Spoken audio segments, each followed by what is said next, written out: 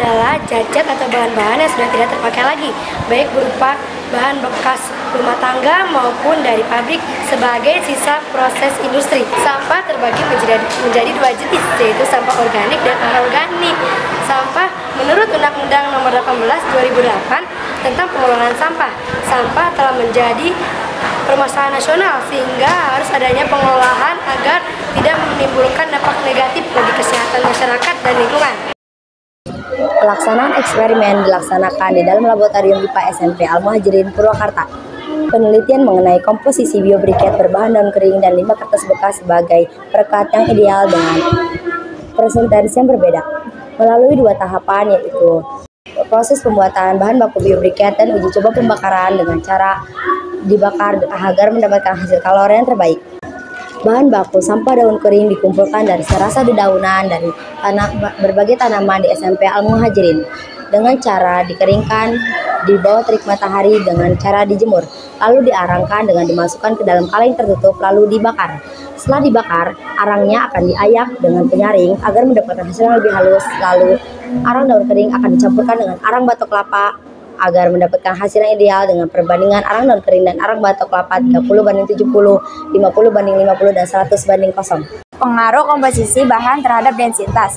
Tahap awal penelitian dilakukan dengan proses penyediaan bahan biobriket dengan memanfaatkan sampah yang terdapat di lingkungan sekolah. Dalam hal ini, bahan yang digunakan salah satu adalah sampah serasa dan daun kering dan kertas bekas.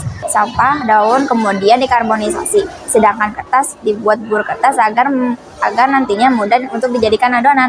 Penambahan batok kelapa dimaksud agar biobriket dapat lebih padat dan memiliki laju pembakaran yang baik.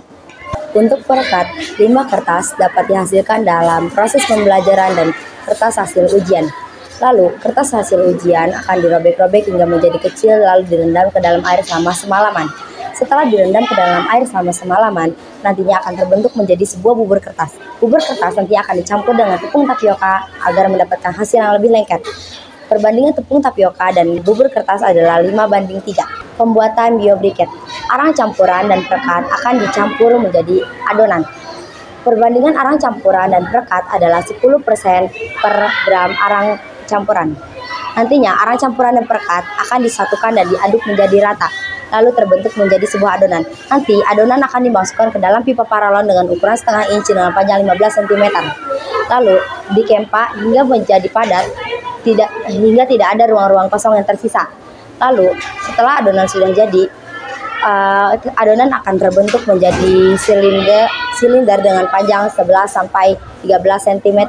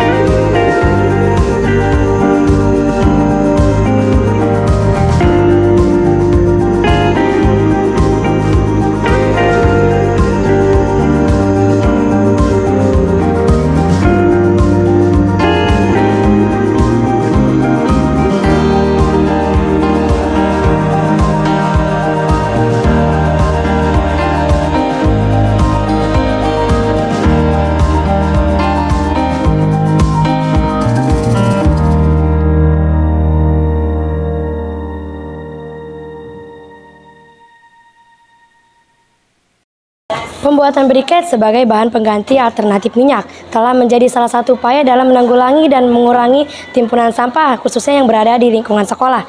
Selain itu, pembuatan briket sebagai bahan bakar pengganti minyak juga dapat menjadi alternatif masalah krisis pada saat ini. Mulai dari minyak tanah yang sudah mulai langka, harga gas LPG yang menjulang tinggi menjadikan pertimbangan untuk segera menciptakan bahan bakar alternatif yang mudah didapat, ekonomis, dan juga memiliki manfaat yang sama dari bahan bakar minyak dan gas. Selain itu juga kelebihan dari briket daripada arang biasa adalah daya panasnya lebih tinggi dan tahan lama. Maka dari itu kami memanfaatkan sampah yang berada di lingkungan sekolah, khususnya sampah daun kering dan kertas bekas untuk menjadikan bahan baku biobriket. Pengaruh komposisi bahan terhadap kadar air. Kadar air terendah didapat dari campuran arang dan daun kering 20% dibanding arang batok kelapa 70% dengan kadar air 0,011 atau 11%. Sedangkan kadar air tertinggi didapat dari komposisi arang daun kering 90% dengan nilai kadar air 0,28 atau 28%.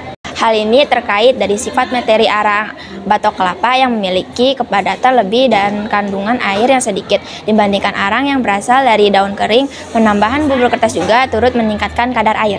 Adapun manfaat penelitian ini adalah yang pertama untuk mencari atau memberi solusi terhadap pengelolaan sampah yang berada di lingkungan sekolah. Yang kedua, mengaplikasikan ilmu pengetahuan yang diperoleh di sekolah khususnya dalam bidang sains.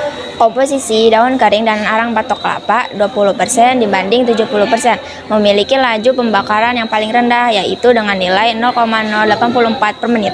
Simpulan dari hasil pembuatan briket berbahan campuran daun kering, arang batok kelapa dengan tambahan perekat campuran bubur kertas dan tapioka. Yang pertama, densitas atau kerapatan briket terbaik didapat dari komposisi perbandingan arang daun kering 20% dibanding arang batok kelapa 70% dan campuran perekat bubur kertas 6%, tapioka 3% dan air 1% dengan nilai densitas 2,264 per gram.